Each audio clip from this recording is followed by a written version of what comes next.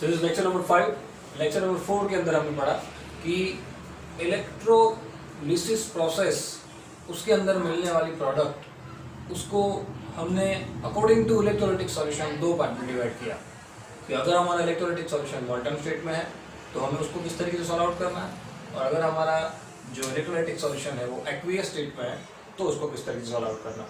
ठीक है, और एक्वियस स्टेट में है तो उसके लिए हमने कुछ बेसिक लास्ट लेक्चर के अंदर पढ़ा था, और उस बेसिक के अंदर एक वर्ड आया था SRP, स्टैंडर्ड रिडक्शन पोटेंशियल।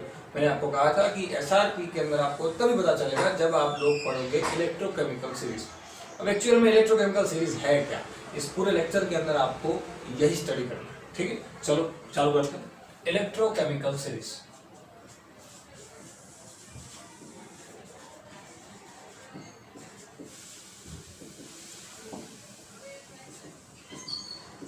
पहले तो इलेक्ट्रोकेमिकल सीरीज के बारे में कुछ बेसिक जान लेते हैं और हमने जो आगे पढ़ा था उसको एक बार रिकैप कर देते हैं।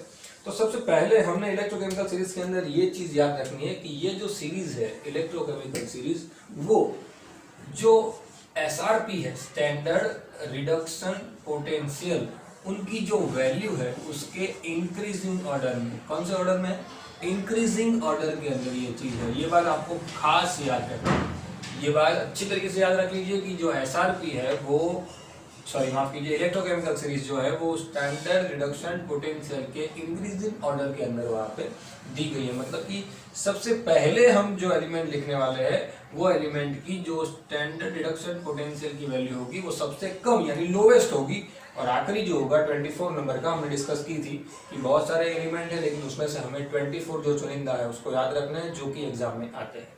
ठीक है, तो वो जो 24 एलिमेंट्स है उसका सबसे पहली बात कि वो 24 एलिमेंट उसको क्या SRP के इंक्रीजिंग ऑर्डर के अंदर रखा गया। ठीक है, इस बात को अच्छी तरीके से याद रख लीजिए। दूसरी बात, ये जो SRP है, ये जो स्टैंडर्ड रिडक्शन पोटेंशियल है, उसकी वैल्यू वो डिपेंड करती है स्टैंडर्ड हाइड्रोजन इलेक्ट्रोड के ऊपर। इसके ऊपर स्टैंडर्ड हाइड्रोजन इलेक्ट्रोड के ऊपर। अब यह SHE स्टैंडर्ड हाइड्रोजन इलेक्ट्रोड क्या है वो आपके दिमाग में एक बात आ रही होगी नहीं। अब देखिए मैं एक बात आपको समझाता हूँ, सीधी सी बात। जैसे हम बाजार में कुछ लेने जाते हैं, जैसे कि मैं शुगर लेने जाता हूँ, तो शुगर लेने में उसको कहता है कोई मुझे 5 kg शुगर दे दीजिए। तो 5 kg शुगर क्या करता है, वो एक तरफ 5 kg शुगर रखता है और एक तरफ 5 किलो का बाट रखता है। ठीक है ना, तो क्या करता है वो रिलेटिव रखता है। किसी भी चीज को मेजर करने के लिए हमें उसके साथ कुछ रिलेशन रखना पड़ता है, कुछ रिलेटिव चीज रखनी पड़ती है। तो यहाँ पे जो ये C है, स्टैंडर्ड हाइड्रोजन इलेक्ट्रोड, वो एक रिलेशन है, एक रिलेटिव है। इसके कंपैरिजन में हम इसकी बातें करेंगे। ये जो है, क्योंकि स्टैंडर्ड हाइड्रोजन इलेक्ट्रोड की जो वैल्यू है वो 0.0 वोल्ट है। क्या है, 0.0 वोल्ट, यानी कि इसकी कंपैरिजन में हम स्टैंडर्ड रिडक्शन पोटेंशियल की वैल्यू मेजर करेंगे, या तो इससे कम या तो इससे ज्यादा, और उसी के बेसिस पे हमें ये पूरी थियरी पढ़नी है। इस बात को अच्छी तरीके से दिमाग में होगा। ठीक है, तीसरी और सबसे इंपॉर्टेंट बात जो हमने आखिरी लेक्चर में कही थी कि कैथोड और एनोड पे जो भी प्रोसेस होती है, कैथोड और एनोड के ऊपर जो भी प्रोसेस होती है, उसमें कैथोड पे जो प्रोसेस होती है वो कौन सी प्रोसेस होती है, रिडक्शन प्रोसेस होती है। ठीक है ना, और एनोड पे कौन सी प्रोसेस होती है, ऑक्सीडेशन प्रोसेस होती है। आखिरी लेक्चर के अंदर हमने बहुत अच्छे तरीके से पढ़ा कि रिडक्शन प्रोसेस होती है तो कोई ना कोई रिड्यूस होता होगा, कोई ना कोई रिड्यूस होता होगा। तो कौन रिड्यूस होता होगा उसके बारे में भी हमने डिस्कस की थी। क्या, जिसकी SRP की वैल्यू क्या हो, ज्यादा, वो क्या होता होगा, रिड्यूस होता होगा। सेम यहाँ पे कोई ना कोई क्या होता होगा, ऑक्सीडाइज होता होगा, और अगर वो कोई ना कोई ऑक्सीडाइज होता होगा तो उसकी SRP की वैल्यू क्या होती होगी, कम होती होगी। सीधी बात है। या तो एक बात और भी मैंने यहाँ पे कही थी, या तो उसका जो स्टैंडर्ड रिडक्शन पोटेंशियल अगर लो है तो उसका स्टैंडर्ड ऑक्सीडेशन पोटेंशियल क्या होगा, हाई होगा। अब ये सारी बातें आपको थोड़ी देर में क्लियर हो जाएगी। क्लियर कि ये स्टैंडर्ड रिडक्शन एग्जांपल के साथ मैं आपको दिखाऊंगा, समझाऊंगा किस तरीके से बना हुआ। ठीक है, तो ये बेसिक था जो अगले लेक्चर के अंदर हमने जाना। अब बात करते हैं कि हमारी जो इलेक्ट्रोकेमिकल सीरीज है, वो इलेक्ट्रोकेमिकल सीरीज उसको किस तरीके से नॉमिनेट किया गया है, किस तरीके से वो सीक्वेंस में है। वो सीक्वेंस आपको याद रखनी है। मैंने अगले लेक्चर में कहा था वो 24 एलिमेंट, आज का आपका होमवर्क ही यही है, आपको वो 24 एलिमेंट जो है वो लाइन टू लाइन याद रखने हैं। अगर आपने एक बार वो सारे एलिमेंट लाइन टू लाइन याद रख लिए तो आपको कहीं पे भी इलेक्ट्रोलाइटिक सॉल्यूशन जो एक्वियस मीडियम में हो या मॉडर्न मीडियम में हो, आपको उसके सम्स करने से कोई नहीं रोक सकता है, आप आसानी से वो सम सॉल्व कर पाओगे। ठीक है, तो वो जो है उसकी सीक्वेंस, उसके जो नंबर है 24, उसमें हम बात कर लेते हैं कि नंबर 1 से मैं चालू करता हूँ। टोटल आपको 24 याद रखने हैं, 4, 5, 6 और 7 नंबर जो है वहां पे थोड़ी इंटरेस्टिंग बात आएगी। उसके बाद 8, 9, 10, 11, 12, 13, 14, 15 नंबर पे भी थोड़ी इंटरेस्टिंग बात आएगी। 16, 17, 18, 19, 20, 21, 22, 23, 24 एंड 20, माफ कीजिए 24। क्लियर? 24 तक आपको वो याद रखना है, अच्छी तरीके से याद रख लीजिए। जितने भी एलिमेंट है वो सारे के सारे एलिमेंट आप लाइन टू लाइन याद रखोगे। ओके, मैं यहाँ पे लिख दे रहा हूँ। सबसे पहले आता है लिथियम। कौन सा आता है? लिथियम। उसके बाद पोटेशियम, देन कैल्शियम, उसके बाद सोडियम, उसके बाद मैग्नीशियम, उसके बाद एल्यूमिनियम। 7 नंबर इंटरेस्टिंग इसलिए है क्योंकि अब यहाँ पे एलिमेंटल फॉर्म से चेंज होकर वो कंपाउंड फॉर्म में आ जाता है, जो आ जाता है वाटर। ठीक है, फिर से पहले 7, 6 लिख लीजिए लाइन में, क्योंकि 7 के बाद वहां पे चेंज आएगा। पहले 7 lithium, potassium, calcium, sodium, magnesium, aluminium and water. Clear? उसके बाद zinc, then chromium, zinc, chromium, iron, cobalt, nickel, tin and lead. फिर 15 नंबर पे वापिस एक इंटरेस्टिंग बात आती है। 15 नंबर पे वापिस आएगा हाइड्रोजन। कौन आएगा? हाइड्रोजन। उसको मैं एलिमेंटल फॉर्म में लिखता हूं तो आपको थोड़ा इजी रहे। H2। ठीक है, समझ में आई बात? इस बात को अच्छी तरीके से याद रखिएगा। हाइड्रोजन, जो कि फिलहाल के लिए मैंने एलिमेंटल फॉर्म में लिखा है, उसको हम आयोनिक फॉर्म में कन्वर्ट, सबको हम आयोनिक फॉर्म में कन्वर्ट करने वाले। फिलहाल हम सीक्वेंस याद रख रहे हैं। फिर से एक बार देख लीजिए, पहले 6 जो है वो लिथियम, पोटेशियम, कैल्शियम, मैग्नीशियम जो भी है वो लाइन टू लाइन। ठीक है, तो उसके बाद 13 number tin, then lead, then hydrogen. अब खास याद रखिएगा 15 तक हाइड्रोजन है, तो हाइड्रोजन का जो स्टैंडर्ड इलेक्ट्रोड पोटेंशियल है वो क्या है? 0.00 वोल्ट। क्या है? जैसे यहाँ पे मैंने बात की स्टैंडर्ड हाइड्रोजन इलेक्ट्रोड, उसकी वैल्यू क्या है? 0.00 वोल्ट। क्यों ये बहुत काम का है, क्यों यहाँ पे जरूरत पड़ रही है? हमें एक्चुअली में 3 चीजें ध्यान में रखनी है। एक 7 नंबर है, एक 15 है और एक आगे भी आएगा। तो ये क्यों ध्यान में रखना है खास? क्योंकि ये जिसकी वैल्यू क्या है? 0.00 वोल्ट। और अगर हम इंक्रीजिंग ऑर्डर में लिख रहे हैं, समझिएगा, अगर हम इस सीरीज को इंक्रीजिंग ऑर्डर में लिख रहे हैं तो सबसे कम और ज्यादा ज्यादा ज्यादा ज्यादा ज्यादा से लेके 0 तक आया, यानी कि ये सारी वैल्यू क्या होगी? नेगेटिव होगी। सीधी बात है, हमें वो वैल्यू याद नहीं रखनी है, लेकिन आपको पता होना चाहिए कि इसके ऊपर जितने भी एलिमेंट है वो सबके सब एलिमेंट क्या होने चाहिए? क्या? अच्छे से याद रखें, सबके सब एलिमेंट क्या? नेगेटिव इलेक्ट्रोड पोटेंशियल वाले होने चाहिए, और वो होते हैं। ठीक है, आगे बढ़ते हैं। Copper hydroxide, mercurous, copper hydroxide, mercurous, silver, nitrate. Then 21 number वापिस बहुत काम का है, क्योंकि वहां पे वापिस पानी आ गया है। Then chlorine, then sulphate, then अब एक बात अच्छी तरीके से दिमाग में बिठा लीजिए कि मैंने ये 3 जगह पे राउंड किया है, इसका मतलब क्या है? अब ये 3 हमने जब अगले लेक्चर में बात की कि भाई जब एक्वियस मीडियम आ जाता है, जब पानी आ जाता है, तब हमने NaCl का एग्जांपल लिया था। तब एक ही इलेक्ट्रोड पे 2 चीजें दौड़ती है।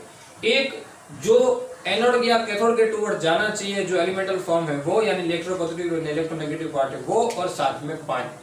क्लियर ना? तो मैंने उस वक्त आपको कहा था कि पानी और सोडियम, या तो पानी और क्लोरीन में से कौन हमारे इलेक्ट्रोड के ऊपर प्रोसेस करेगा। तो वो चीज दिमाग में रखिए कि उसको कंपेयर करने के लिए यहाँ पे पानी 2 बार आ रहा है। क्या हो रहा है? 2 बार पानी यहाँ पे क्यों आ रहा है? उसको कंपेयर करने के लिए, क्योंकि 7 नंबर पे जो वाटर है वो क्या होगी? रिडक्शन प्रोसेस होगी, और यहाँ पे जो वाटर है उसको क्या होगी? ऑक्सीडेशन प्रोसेस होगी। मतलब कि यहाँ पे वाटर रिड्यूस होगा और यहाँ पे वाटर ऑक्सीडाइज होगा। क्यों? क्योंकि वाटर, मैंने कहा था एक्वियस मीडियम है, इसलिए वाटर दोनों तरीके से काम कर सकता है। वो ऑक्साइड्स के फॉर्म में भी हो सकता है, यानी ऑक्सीडाइज भी हो सकता है, और वो रिड्यूस फॉर्म में भी हो सकता है। ठीक है। और सबसे पहली बात, चलो ये एलिमेंटल आपको सबसे पहले लाइन में याद रख लेते हैं। और ये जो है वो इलेक्ट्रोकेमिकल सीरीज है, और इलेक्ट्रोकेमिकल सीरीज और वो भी स्टैंडर्ड रिडक्शन पोटेंशियल के इंक्रीजिंग ऑर्डर में है, इसलिए ये सब के सब कौन से फॉर्म में होते हैं? अपने आयोनिक फॉर्म में। क्योंकि हम हमारा सॉल्यूशन उसका जब हाफ रिडक्शन इक्वेशन लिखते हैं, हाफ ऑक्सीडेशन रिएक्शन लिखते हैं, तब हम उसको कौन से फॉर्म में लिखते हैं? पॉजिटिव या नेगेटिव फॉर्म में, यानी Li+1। समझ में आ गई बात? Li+1, K+1, Ca+2+1, Mg+2, Al+3। Water का जो रिएक्शन है उसके बारे में आखिर में बात करते हैं, ये दोनों के बारे में, क्योंकि दोनों बहुत ही काम के रिएक्शन है। वो दोनों रिएक्शन अगर आपको आ जाते हैं तो आपको कहीं पे कोई दिक्कत नहीं होगी। Zn+2, Chromium+3, Iron+2, Cobalt+2, Nickel+2, Sn+2, Lead+2। Water को H+2 में मैंने कहा था ये एलिमेंटल फॉर्म में, लेकिन हम उसको लिखेंगे क्या? H+ के फॉर्म में। Copper+2, hydroxide -1। यहाँ पे खास ध्यान रखना है, ये Hg2+ आएगा, Hg2+2, क्योंकि ये मर्क्यूरस कहा जाएगा, ना कि मर्क्यूरी का कोई आयन। ठीक है, याद रखिएगा खास। Hg+1, NO3-1। इसकी इक्वेशन हम बाद में डिस्कस करते हैं। -1, -2 एंड -1। यानी कि एक बात समझो, ये जो लिथियम है उसका रिडक्शन पोटेंशियल क्या है? सबसे ज्यादा। रिडक्शन पोटेंशियल क्या है? सबसे ज्यादा। समझिए, सबसे ज्यादा मतलब कि माफ कीजिए, रिडक्शन पोटेंशियल की वैल्यू सबसे कम। क्यों? क्योंकि ये कौन से है? इंक्रीजिंग ऑर्डर में है, यानी कि सबसे कम, ज्यादा, ज्यादा, ज्यादा, ज्यादा, ज्यादा, सबसे ज्यादा ये होगा। मतलब कि ये क्या होगा? हाईएस्ट होगा, और ये क्या होगा? लोवेस्ट होगा। समझ में आई बात? क्लियर? क्योंकि ये भाई तो आसानी से इलेक्ट्रॉन गेन करेगा ना, क्योंकि इसके रिडक्शन पोटेंशियल की वैल्यू क्या है? सबसे कम। रेडी? समझ में आई बात? ये Li+1, Li+1 का मतलब क्या? Li मुझे बताइए, Li की कॉन्फ़िगरेशन क्या होती है? हम 9th में जाते हैं वापस। Li की कॉन्फ़िगरेशन क्या होती है? 2 1। Li+1 में 2 0। यानी कि इसने तो एक इलेक्ट्रॉन पहले से गवा दिया है, एक इलेक्ट्रॉन इसने पहले से लूज कर दिया है। मतलब कि इसको क्या करना है? एक इलेक्ट्रॉन पहले से उसने लूज कर दिया, मतलब इसको गेन करना है। मतलब एक इलेक्ट्रॉन अगर ये गेन करेगा तब जाके तो Li बनेगा। इक्वेशन लिखना चाहे तो आप लिख भी सकते हो ना, Li+1 + 1 electron minus gives Li। Ready ना? वैसे यहाँ पे ये देखो, जैसे ये गेन करने की टेंडेंसी रखते हैं, वैसे ये फ्लोरीन देखिए, कॉन्फ़िगरेशन फ्लोरीन की होती है 2 7। क्लियर ना? लेकिन ये F-1 की 2 8, यानी इसने एक गेन कर लिया है, उसको F बनना हो तो क्या करना पड़ेगा? एक लूज करना पड़ेगा। यानी ये क्या करेगा? Gives 1 electron lose plus fluorine. समझ में आई बात? यानी कि ये लूज करने की टेंडेंसी रखेगा, ये गेन करने की टेंडेंसी रखेगा। इसीलिए तो इसकी जो स्टैंडर्ड रिडक्शन पोटेंशियल की वैल्यू है, वो वैल्यू क्या है? सबसे कम। और इसकी वैल्यू क्या है? स्टैंडर्ड रिडक्शन पोटेंशियल की वैल्यू क्या है? सबसे ज्यादा। दिमाग में बिठा लीजिएगा अच्छी तरीके से। ठीक है, अब मेन टॉपिक पे आते हैं। हाइड्रोजन, माफ कीजिए, वाटर जो है उस इक्वेशन पे आते हैं। मैंने आपको एक चीज बताई कि जो वाटर है यहाँ पे क्या होगा? वो रिड्यूस होगा। बस आपको वो याद रखना है, यहाँ पे वाटर क्या होगा? रिड्यूस होगा, और यहाँ पे वाटर क्या होगा? ऑक्सीडाइज होगा। बस ये दो चीज आप दिमाग में बिठा लीजिए। यहाँ पे वाटर रिड्यूस होगा, और यहाँ पे वाटर क्या होगा? ऑक्सीडाइज होगा। अगर वाटर यहाँ पे रिड्यूस होता है तो रिड्यूस होके वो क्या बनेगा? H बनाएगा। सीधी सी बात है, हाइड्रोजन बनाएगा रिड्यूस होगा तो। क्यों? देखिए सीधी बात, आपको एक नॉर्मल हम रेडॉक्स के लैंग्वेज में समझते हैं। यहाँ पे उसकी जो ऑक्सीडेशन स्टेट है वो क्या है? 1। यहाँ पे क्या है? 0, यानी +1 to 0, ये क्या हुआ? रिड्यूस हुआ। सेम यहाँ पे देखिए, वाटर में क्या बनेगा? ऑक्सीजन। क्या बनेगा?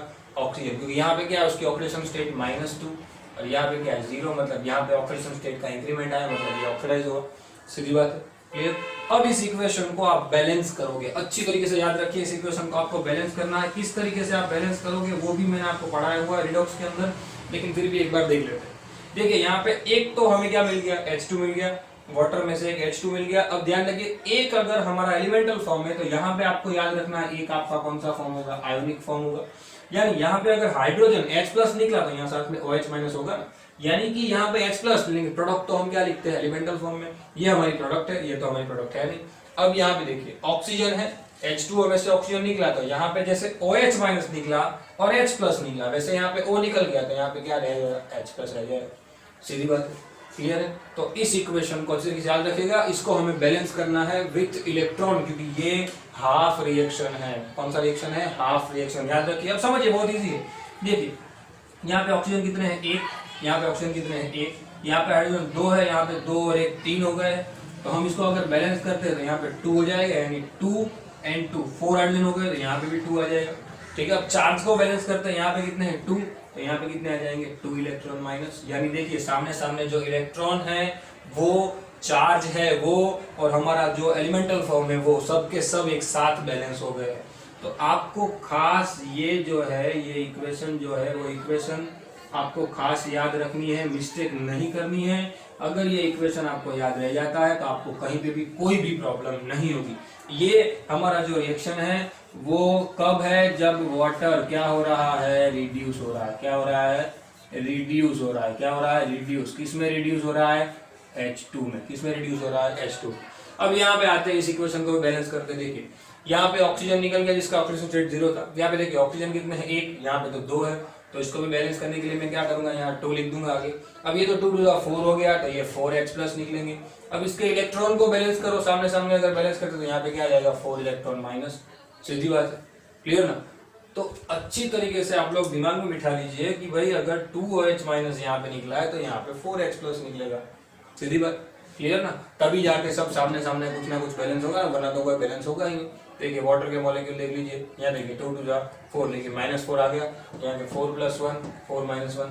यानी कि हम अगर चार्ज लिखते हैं तो इसका चार्ज यहाँ पे 0 हो गया, यहाँ पे भी चार्ज देख लीजिए, ये तो इसका ऑक्सीडेशन स्टेट है, ये हमारा आयन फॉर्म नहीं है 2, यानी यहाँ पे 0 + 4 - 4 0। चार्ज भी बैलेंस हो गया और हमारा जो एलिमेंटल फॉर्म है वो भी क्या हो गया, बैलेंस हो गया।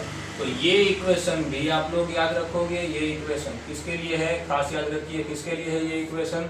ये इक्वेशन है हमारा वाटर का मॉलिक्यूल जब क्या हो रहा है, ऑक्सीडाइज हो रहा है। क्या हो रहा है, ऑक्सीडाइज। जब हमारा वाटर का जो मॉलिक्यूल है वो क्या हो रहा है, ऑक्सीडाइज हो रहा है। किसके अंदर ऑक्सीडाइज हो रहा है, तो डाइऑक्सीजन।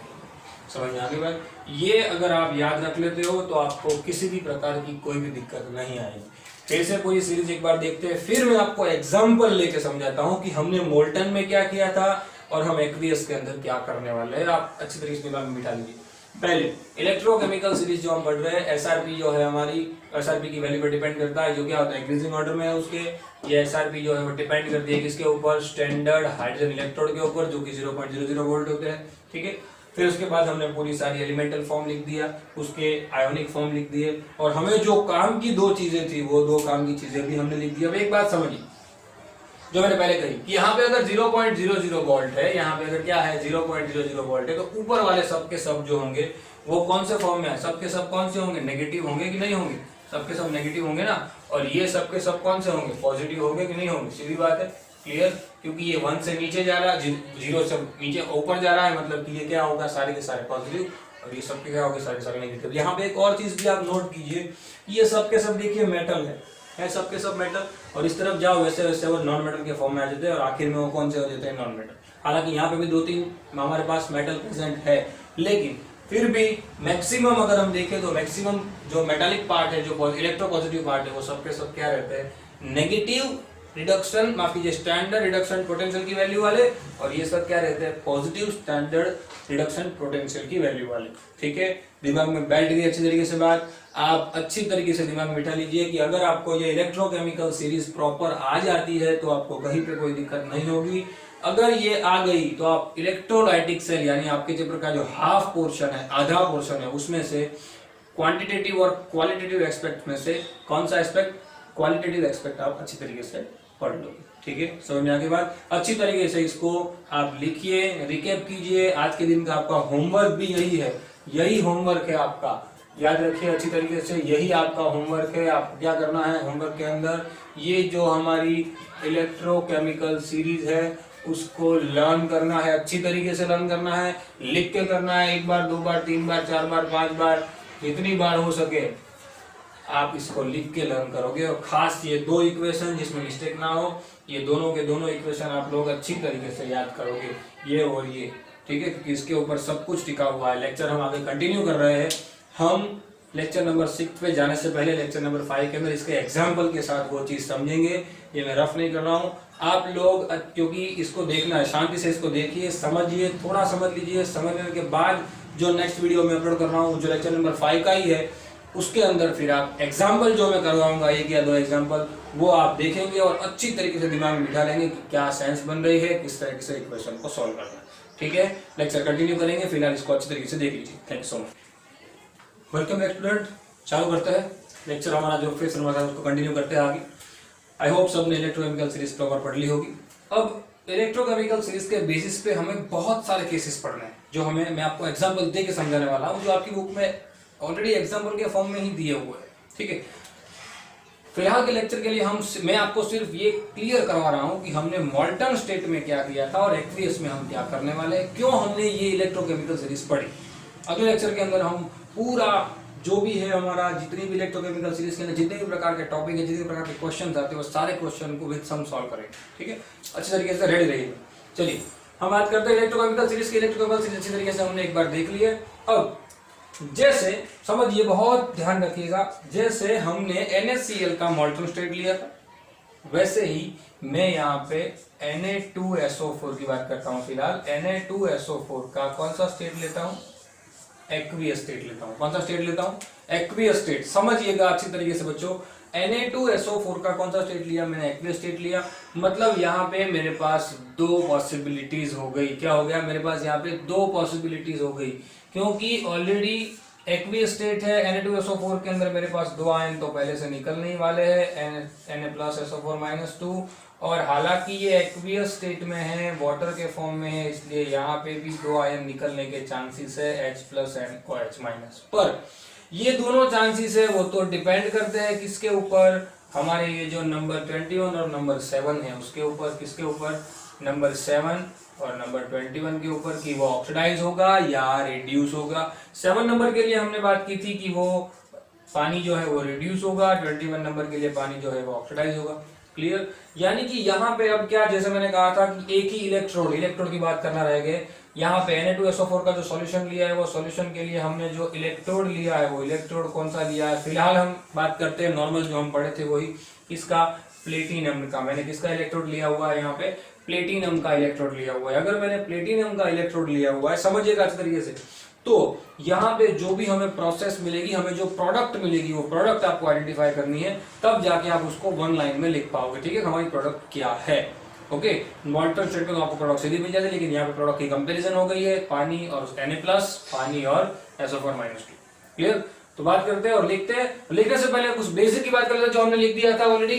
यहाँ पे मैंने लिखा हुआ ही है, उस बेसिक को अच्छी तरीके से देख लीजिए कि जिसका कैथोड पे कौन रिड्यूस होगा? जिसकी SRP की वैल्यू क्या होगी? ज्यादा होगी। या फिर से लिख दे रहा हूं मैं, क्या है? कैथोड पे क्या होगा? रिड्यूस होगा। कौन होगा? जिसकी कहता है SRP की वैल्यू क्या होगी? ज्यादा होगी। जिसकी SRP की वैल्यू ज्यादा होगी। एनोड पे कौन सी प्रोसेस होगी? याद रखिएगा, कहां से यहाँ पे लिख रहा हूं, एनोड पे कौन सी प्रोसेस होगी? ऑक्सीडेशन प्रोसेस होगी। और कौन ऑक्सीडाइज होगा? जिसकी SRP की वैल्यू क्या होगी? सबसे कम होगी। ठीक है, चलिए यहाँ पे 2 पार्ट हो गए, हमारे पास 2 टुकड़े हो गए हैं। अच्छी तरीके से देख लीजिए क्या करना है। हमारे पास Na2SO4 एक्वियस स्टेट में है, उसके अंदर हमें 2 चीजें मिली। यानी कि हम पहले बात करते हैं कैथोड की, उसके बाद एनोड की। लेकिन माफ कीजिए, हमने हर वक्त कहा है पहले हम एनोड की बात करेंगे, तो पहले एनोड की बात कर लेते हैं। एनोड, अब एनोड, कैथोड क्या होता है? नेगेटिव। एनोड क्या होता है? पॉजिटिव। ये जो है वो तो नेगेटिव है और ये पॉजिटिव है, तो पॉजिटिव के टुवर्ड्स कौन जाएगा? तो नेगेटिव आयन जाएगा, मतलब एनायन जाएंगे। कौन से जाएंगे? Negative ion. हमारे पास कौन कौन से हैं यहाँ पे?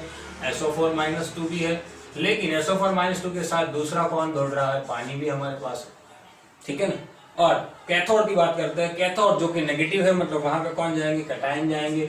यानी कि कौन से? Na+ और उसके साथ साथ दूसरा कौन दौड़ रहा है?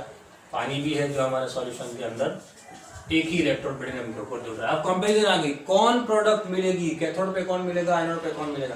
अब आप एक बात इस तरीके जानते हो, जो मैंने पहले भी कहा था, पहले लेक्चर में मैंने बेसिक सिखाया हुआ था आपको, कि कैथोड पे कौन सी प्रोसेस होती है, कैथोड के ऊपर प्रोसेस कौन सी होती है, रिडक्शन, बहुत अच्छी बात है। और एनोड पे कौन सी प्रोसेस होती है, ऑक्सीडेशन, ठीक है ना। तो यहाँ पे हमें ध्यान रखना है, यहाँ पे सेंस लेनी है, यहाँ पे आपको पानी की ऑक्सीडेशन, पानी के लिए क्या देखना है, ऑक्सीडेशन की जो हमारी कंडीशन थी वो देखनी है, और यहाँ पे पानी के लिए कौन सी कंडीशन देखनी है, रिडक्शन कंडीशन देखनी है। मतलब कि रिडक्शन की कंडीशन के लिए हम क्या नंबर लेंगे, नंबर 7 लेंगे, ठीक है। और ऑक्सीडेशन की कंडीशन के लिए हम क्या लेंगे, नंबर 21 लेंगे। चलो आप सबको नंबर वाइज कर देते हैं, देख लेते हैं, क्योंकि हमें तो क्या देखना होता है, जिसकी स्टैंडर्ड रिडक्शन पोटेंशियल की वैल्यू हाई वो रिड्यूस, जो लो वो ऑक्सीडाइज, ठीक है ना। चलिए Na+ की बात करते हैं, यहाँ पे सीरीज पे आते हैं। Na+ का नंबर क्या है हमारे पास, नंबर 4। और रिडक्शन में देखिए यहाँ पे वाटर जो है, वाटर का जो रिडक्शन हो रहा है, वाटर के रिडक्शन प्रोसेस के लिए, रिडक्शन के लिए हम नंबर 7 लेने वाले हैं। रिडक्शन के लिए नंबर क्या लेने वाले हैं, 7 नंबर, ठीक है। सेम एनोड पे आ जाओ, एनोड पे क्या करना है हमें, एनोड पे सल्फेट, सल्फेट का नंबर यहाँ पे क्या है, 23 है। और उसके लिए हम ऑक्सीडेशन के लिए हम पानी क्या लेने वाले, ऑक्सीडेशन के लिए पानी क्या लेने वाले हैं, 21 नंबर। चलिए समझ में आगे बात अच्छी तरीके से, ठीक है। तो आप एक बात दिमाग में बिठा लीजिए कि हम ऑक्सीडेशन स्टेट यहाँ पे देखो ऑक्सीडाइज हो रहा है, ऑक्सीडाइज हो रहा है मतलब कि 21 नंबर है, ये 23 नंबर है, ये 7 नंबर है और ये 4 नंबर, ठीक है। तो एक बात दिमाग में इस तरीके से बिठा लीजिए कि ये जो नंबर है उसी के बेसिस पे जाना है, क्योंकि स्टैंडर्ड रिडक्शन पोटेंशियल की वैल्यू जिसकी हायर होती है, जिसकी स्टैंडर्ड रिडक्शन पोटेंशियल की वैल्यू क्या होती है, हायर होती है, वही क्या होगा, रिड्यूस होगा, ठीक है ना। इसकी स्टैंडर्ड रिडक्शन पोटेंशियल की वैल्यू हायर, वो रिड्यूस कैथोड पे, कैथोड पे इन दोनों में से स्टैंडर्ड, माफ कीजिए पहले एनोड की बात करते हैं, थोड़ा समझ में आपको ज्यादा आएगा। एनोड में देखिए 23 एंड 21 हमारे पास सल्फेट, देखिए सल्फेट का नंबर क्या है 23 और यहाँ इसका नंबर क्या है 21। ऑक्सीडेशन किसका होगा, जिसका स्टैंडर्ड रिडक्शन पोटेंशियल क्या होगा, लो, याद रखिएगा वरना मर्ज हो जाएगा। स्टैंडर्ड रिडक्शन पोटेंशियल जिसका लो हो, ऑक्सीडेशन के लिए जिसका लो, इन दोनों में से किसका लो होता है, स्टैंडर्ड रिडक्शन पोटेंशियल सल्फेट का तो ज्यादा है क्योंकि नीचे जा रहे हैं, ऊपर जाओ वैसे कम होता जाता है, तो ये क्या होगा 21। यानी कि यहाँ पे हमें जो प्रोसेस लिखनी है वो किसकी लिखनी है, फोटो की प्रोसेस लिखनी है, जो हमें ऑलरेडी पता है, 2 + 4H + 4 इलेक्ट्रॉन माइनस, इस इक्वेशन को याद ही रख लीजिएगा। बैलेंस कर देते हैं इक्वेशन को, ठीक है। तो हमें जो प्रोडक्ट मिली वो प्रोडक्ट हमें कौन सी मिली, O2। यानी कि हम यहाँ पे फाइंड कर रहे थे, जो हमारी प्रोडक्ट हम फाइंड कर रहे थे वो प्रोडक्ट हमें कौन सी मिल रही है, O2। अच्छा इस दिमाग में बैठ गया, ठीक है। कैथोड पे आते हैं, कैथोड के अंदर सेंस बदल जाती है, कैथोड के अंदर स्टैंडर्ड रिडक्शन पोटेंशियल की वैल्यू क्या ली जाती है, हायर ली जाती है।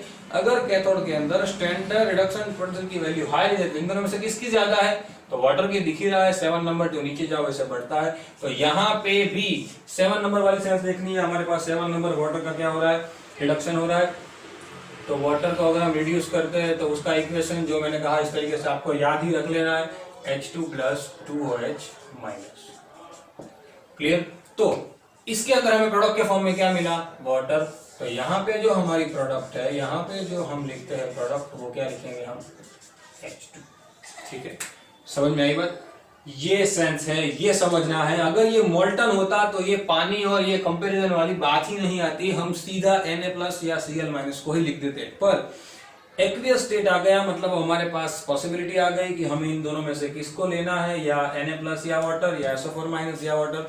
तो इन दोनों में से जो कंपैरिजन करनी थी वो कंपैरिजन वाली बात है, वो कंपैरिजन वाली बातें जो भी है वो कहाँ पे आएगी, एक्वियस स्टेट के अंदर। दिमाग बिठा लीजिए, अगर एक्वियस स्टेट होगा तो हमें ये सारी चीजें करनी पड़ेगी।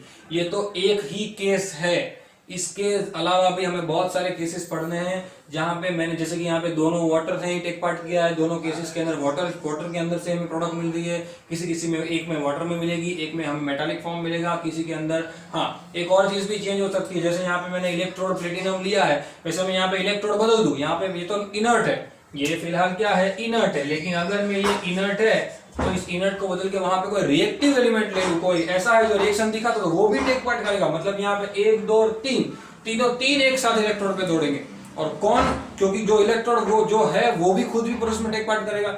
यानी ऐसे बहुत सारे केसेस है जो हमें पढ़ रहे हैं। लेक्चर नंबर 6 के अंदर हमने ये पढ़ा, लेक्चर नंबर 6 के अंदर हम वही सारे टॉपिक्स के बारे में बात करेंगे, वही सारे सम्स को हम सॉल्व करेंगे। लेकिन उसके लिए आज का आपका काम है इस इलेक्ट्रोकेमिकल सीरीज को याद करना है। आपने समझ लिया होगा, इस एक सम के अंदर आपको पता चल गया होगा कि ये इलेक्ट्रोकेमिकल सीरीज कितनी काम में आ सकती है। आपको अगर प्रोडक्ट जाननी है तो एक बात समझ लीजिए, आपको अगर पता चला कि कौन सी प्रोडक्ट है तभी आप लोग पता कर पाओगे कि वो कितनी है, मतलब कि क्वालिटेटिव में पता चलेगा, तभी क्वांटिटेटिव में पता चलेगा, और तभी हम उसके सम्स को सॉल्व कर पाओगे।